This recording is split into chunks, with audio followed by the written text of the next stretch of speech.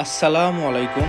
আজ আমি আপনাদের সাথে শেয়ার করতে চাই আমার সাম্প্রতিক ঢাকা থেকে বুড়িমারি হয়ে গ্যাংটক ভ্রমণের অভিজ্ঞতা। এই ভ্রমণটি আমার জন্য ছিল অত্যন্ত আনন্দদায়ক ও রোমাঞ্চকর।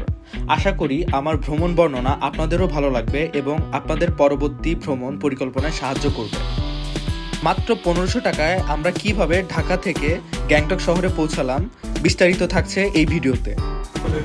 হ্যালো গাইজ, আসসালামু আলাইকুম। আমি শুরু আছি আপনাদের সাথে। তো আজকে আমরা চলে আসছি বুড়িমারি এক্সপ্রেসের কাউন্টারে, যেটা হচ্ছে টেকনিক্যালি আছে। তো আমাদের গাড়ি সুপারভাইজার বলতেছে যে গাড়ি ছেড়ে দিবে রাত 8:30 যে যাত্রীগুলো আছে তাদেরকে ডাকতেছে। তো আমরা এখন উঠবো। আর বলা বাহুল্য, এক্সপ্রেসের ভাড়া হচ্ছে 900 টাকা, অফারে আমরা 800 টাকা।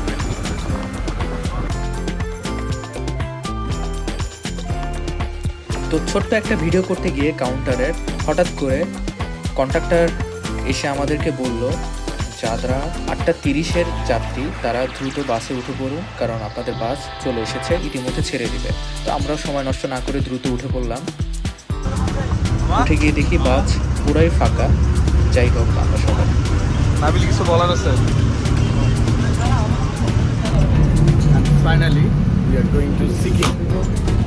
রাত 12টার সময় আমরা সবাই আবিষ্কার করলাম আমরা যমুনা সেতুর উপর দিয়ে যাচ্ছি। এটা উত্তরবঙ্গের সবথেকে বড় সেতু, অর্থাৎ বাংলাদেশের সবথেকে দ্বিতীয় বৃহত্তম সেতু। রাস্তায় বগুড়া ফুড ভিলেজ পাওয়ার পরে 20 মিনিটের জন্য একটা ব্রেক দিয়েছিল। অ্যান্ড ফাইনালি আমরা বুড়িমারি স্টেশনে চলে আসছি, অর্থাৎ বুড়িমারি বাস স্টপ।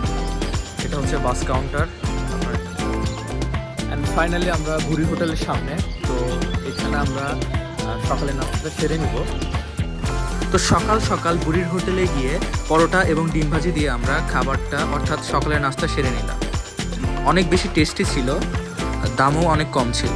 আশা করি সবার ভালো লাগবে। অবশেষে সকালের নাস্তা শেষে বুড়ির হোটেল থেকে আমরা রওনা দিই ইমিগ্রেশন অফিসের উদ্দেশ্যে, অর্থাৎ বুড়িমালি স্থলবন্দরের উদ্দেশ্যে। রিক্সা দিয়ে মাত্র 10 টাকা করে ভাড়া নেয়। আপনারা এখন যে সাইনবোর্ডটি দেখতে পাচ্ছেন, এখান থেকে নেপালের দূরত্ব মাত্র 650 কিলোমিটার এবং ভুটান 278 কিলোমিটার। তবে বাস স্টপ থেকে স্থলবন্দরের দূরত্ব খুব একটা বেশি ছিল না। আপনারা চাইলে রিক্সা না নিয়ে পায়ে হেঁটেও চলে যেতে পারবেন। আপনারা যারা ট্রাভেল ট্যাক্স দিয়ে আসেননি তারা এখানে 1000 টাকা ট্রাভেল ট্যাক্স দিবেন, সাথে পোর্ট ফি 50 থেকে 60 টাকা হবে। ইমিগ্রেশন আমাদের শেষ করতে করতে প্রায় 1 ঘন্টার মতো লেগে যায়। তারপরে আমরা ইন্ডিয়ার সাইডে গিয়ে আধা ঘন্টার মধ্যে আমাদের ইমিগ্রেশন কমপ্লিট করি। সেই সাথে সোনারগাঁও একটা শপ থেকে আমরা আমাদের মানি এক্সচেঞ্জ করে নেই। আমরা রেট পেয়েছিলাম 100 টাকার বিপরীতে 70 রুপি। এখানে বলে রাখা বাহুল্য, যারা কার অথবা জিপে যেতে চান তারা শেয়ারেও 600 থেকে 1000 রুপি মাথা পিছুতে আপনারা একদম সরাসরি শিলিগুড়িতে পৌঁছে যেতে পারবেন। আমরা এখন অটো নিয়ে নিলাম। আমরা কোন স্ট্যান্ডে যাবো দাদা? আচ্ছা, আমরা বাইপাস মোড়ে যাব। চ্যাংরাবান্ধা বাইপাস মোড় দাদা বললো। তো চ্যাংরাবান্ধা বাইপাস মোড় থেকে আমরা ডাইরেক্ট শিলিগুড়ির বাস পেয়ে যাব। ভাড়া নিবে হচ্ছে 70 থেকে 80 রুপি টাকা।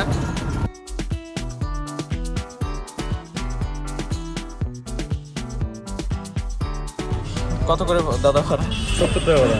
আচ্ছা, 70, একদম ডাইরেক্ট শিলিগুড়ি, তাই তো? ওকে। আপনারা যদি বাজেট ট্রাভেলার হয়ে থাকেন তাহলে খুব সহজেই আপনারা শিলিগুড়ি পৌঁছাতে পারবেন এই লোকাল বাসের মাধ্যমে। ওইদিকে আমাদেরও তাড়া ছিল, কারণ 3টায় ছিল লাস্ট গাড়ি, ধরতে পারবো কিনা। তো আমাদের প্রায় 2.5 ঘন্টা সময় লেগেছিল। আপনারা যখন শিলিগুড়ি পৌঁছাবেন তখন অনেকগুলো ট্রাভেল এজেন্সির লোকজন দেখতে পাবেন, তারা আপনাদেরকে অফার করবে, অর্থাৎ স্ক্যাম করার চেষ্টা করবে। আপনারা ওদের ফাঁদে পা দিবেন না। আপনারা বলবেন আপনারা নিজেরাই করবেন, আপনারা প্যাকেজ নিয়েছেন এটা বলে আপনারা এসএনটি থেকে আপনাদের বাসের টিকিট কাটবেন এবং পারমিশনটা নিয়ে নেবেন। তো এসএনটিতে এসে আপনাদের কিছু ফর্ম ফিল আপ করতে হবে এবং পারমিশন নিতে হবে। আর এটা আপনাদের সুবিধার্থে 4টা দিয়ে দিলাম। গ্যাংটক থেকে এসি, নন এসি এবং স্লিপার বাসের ভাড়া, অর্থাৎ গ্যাংটক টু শিলিগুড়ি এবং শিলিগুড়ি টু গ্যাংটকের ভাড়া। তো ফাইনালি আমরা বাসের টিকিট পেয়ে গেছি। আমরা এসি বাসে যাচ্ছি, এই বাসটাতে। এই বাসটা চলে যাওয়ার পরেই এই বাসটা এখানে আসবে, দেন আমরা উঠবো। দেন আমরা স্বপ্নের শহর, অর্থাৎ এই এশিয়ার ইউরোপ বলা হয়, অনেক কিছু তাই বলে, সেই গ্যাংটক শহরের উদ্দেশ্যে আমরা।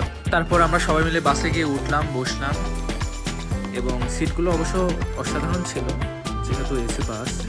আমরা কমলা কিনে নিয়েছিলাম, যাওয়ার পথে আমরা কমলা খাচ্ছিলাম, পাশে আমরা কিছু বাংলাদেশি বড় ভাই পেয়েছিলাম, আবার কিছু কাপলও ছিল, তাদের সাথে আমরা আড্ডা দিচ্ছিলাম।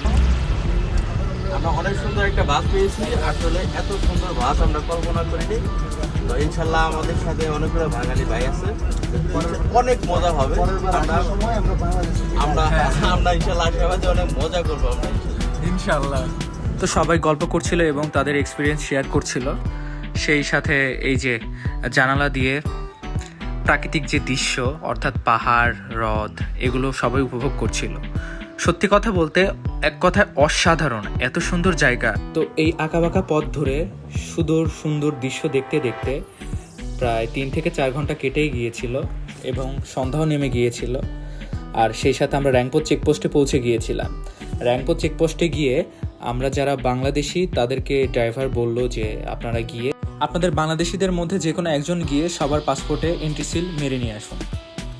আসুন বন্ধুরা, এখন হিসাবটা মিলিয়ে নেওয়া যাক। ঢাকা থেকে বুড়িমারি ভাড়া মাত্র 800 টাকা, বুড়িমারি থেকে বাইপাস 30 রুপি, বাইপাস থেকে শিলিগুড়ি মাত্র 70 রুপি এবং এসএনটি থেকে গ্যাংটক এসি বাসের ভাড়া 350 রুপি। তো যদি শুধু যাতায়াত ভাড়া হিসেব করা হয় মাত্র 1470 থেকে 60 টাকার মধ্যে আসে। এভাবে খুব ইজিলি আপনারা আবার গ্যাংটক থেকে ঢাকা ব্যাক করতে পারবেন।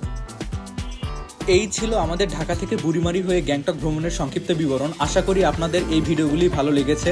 যদি ভালো লেগে থাকে তাহলে লাইক এবং সাবস্ক্রাইব করতে ভুলবেন না এবং কমেন্টে জানাবেন আপনাদের মূল্যবান মতামত। এবং পরবর্তী ভ্রমণের জন্য আমাদের সাথেই থাকুন। ধন্যবাদ।